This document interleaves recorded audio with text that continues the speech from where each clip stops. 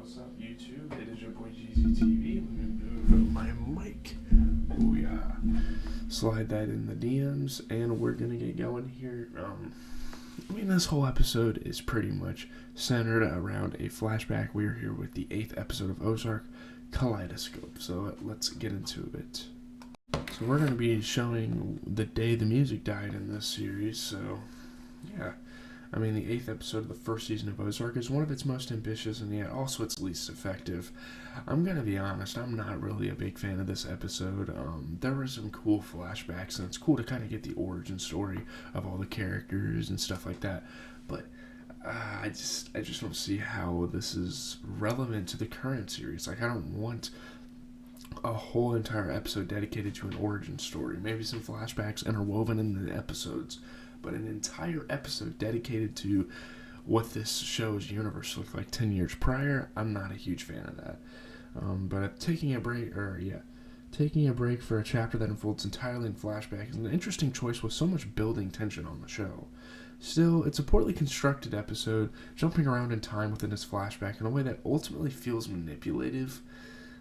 Still, it does build on an interesting theme within the show about how decisions ripple out across the country and how decisions really can affect someone's future and can affect everyone else as well. The choices made in 2007 will lead to the loss of life 10 years later in the heart of the Ozarks in ways that no one could have ever predicted. In fact, that's what Marty Byrde, who looks much happier and healthier, is talking about in the opening scene. He seems depressed now compared to back then. Any decision, big or small, has an impact around the world, he says just before Marty and Wendy are hit by a car.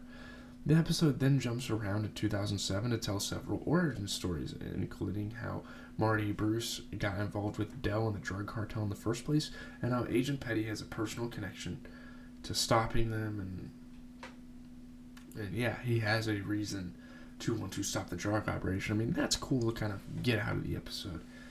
I will say that. It turns out that Petty was trying to flip Dell's laundering operation before Bruce even got involved, pressuring a weasel named Luis, who is played by Yvonne Martin, but not getting too far. When Luis is next seen on the links with Dell, Marty, and Bruce, it's clear how close the G-Man has been this entire time, which explains why he's so obsessed a decade later.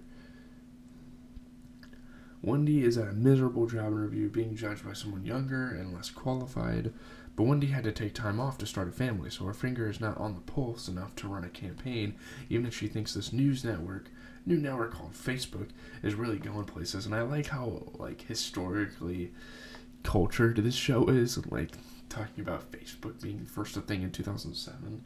I thought that was a funny little touch on the episode.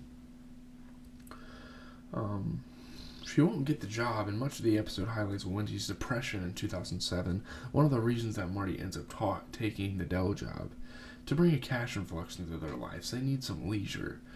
Money can't make you happy, but it makes some things easier, and it's interesting that the writers are suggesting that if Wendy weren't dealing with depression, her family might not be in the predicament they're in 10 years later. If she hadn't been going through the stuff she was going through, he probably wouldn't have even agreed to money launder for the cartel.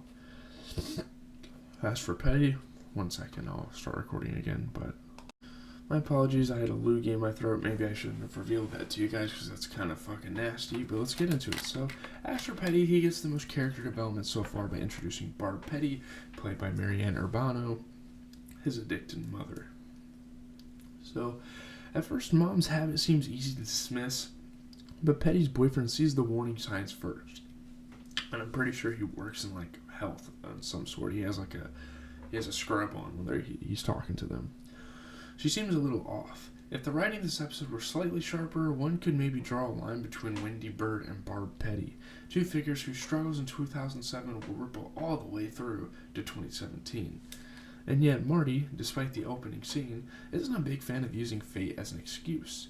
In the scene at the hospital after the accident, Bruce says everything always happens for a reason. Marty just simply doesn't believe that. He believes people make decisions. It's not some test from the universe. Does he still feel that way in 2017? Maybe. His last line is key to the Marty Byrde persona. People make decisions, shit happens, you gotta act accordingly. Marty's greatest skill is figuring out how to act accordingly in the heat of the moment. I mean, that really kind of defined his character, what he said right there. And that was a nice little touch that they put in the show. The episode really skips around in time here from a scene in which Marty finds the kids on a trampoline, a chair overturned, and a sink running with Wendy crying in bed. Jump to the birds at a massive table with Del as Marty and Bruce are clearly being wooed into the operation. Del Rio is really trying to get them to commit to this because every other investor he's had, they've been really hesitant about working with the cartel, which is obviously why. There's an obvious reason why. Jumping into one of the first meetings between Del and Marty Bruce, wherein Marty found some made-up accounts in the portfolio. So he's not really liking what he's saying. It's kind of sketch. It's either someone could be skimming off these accounts or a test for potential money managers. Del says, "Would you like to work together?" Either way, Marty passed the test. But Bird is nervous. He doesn't know Del's affiliations, and Bruce insists it's safe, though it feels like Bruce is covering a bit and probably has the same suspicions, just a different moral threshold. Like, he wants to do it for the business, but at the same time, he is kind of thinking, like, hey, this could be extremely unsafe. We don't know what we're getting ourselves into.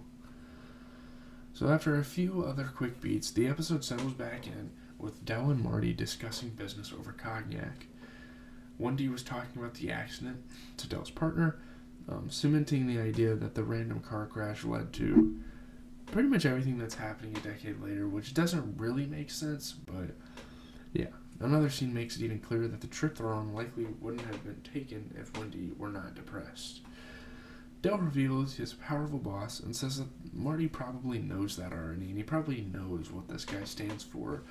He probably just didn't assume right off the bat that he was just a tile guy. Like, okay, you know.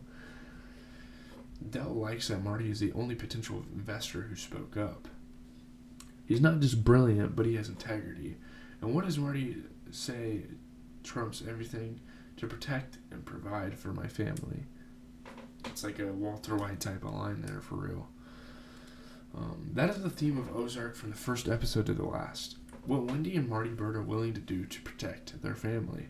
They're not going to let anything get in the way of their operation. They're going to get this money. They're going to protect their kids in the process of it. Del promises to protect Marty. He will break that promise.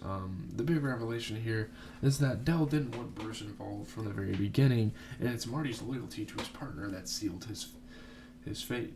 If Marty had taken the job and pushed Bruce out, the Birds would still be in Chicago, to be honest.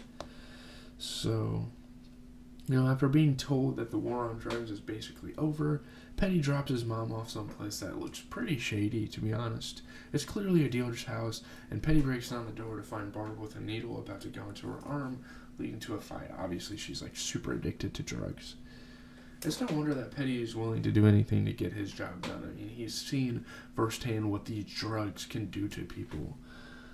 The final scenes reveal the life and death stakes of all of this, starting with Wendy being pregnant during the accident that opened the episode, cycling back to the theme of fate. And then Luis gets fired in front of Marty and Bruce, and you guys know what the cartel does when they drop people, and you know exactly what they have to do, especially when they're informants for the feds. Del says Luis cheats on everything, including golf and his wife, and they think he's working with the feds. And the schlub is killed right there in front of Marty and Bruce. And this is one of the first times that they see exactly what the cartel can do,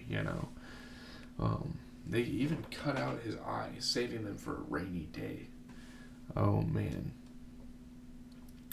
I don't know, man. I mean, I like the episode. I like the origin story. There are some pretty cool, effective scenes here. But at the same time, I kind of want to just keep the current trajectory rolling. Maybe sprinkle some flashbacks somewhere in there. They could have even had a prelude series, a prequel to this thing, if they wanted to. But I'll let them go the way they want to go with the series. I'm still kind of enjoying it. This is probably the worst episode I've seen so far, but that's not necessarily making it an absolutely terrible episode. But I'm out, guys. Have a good rest of your day.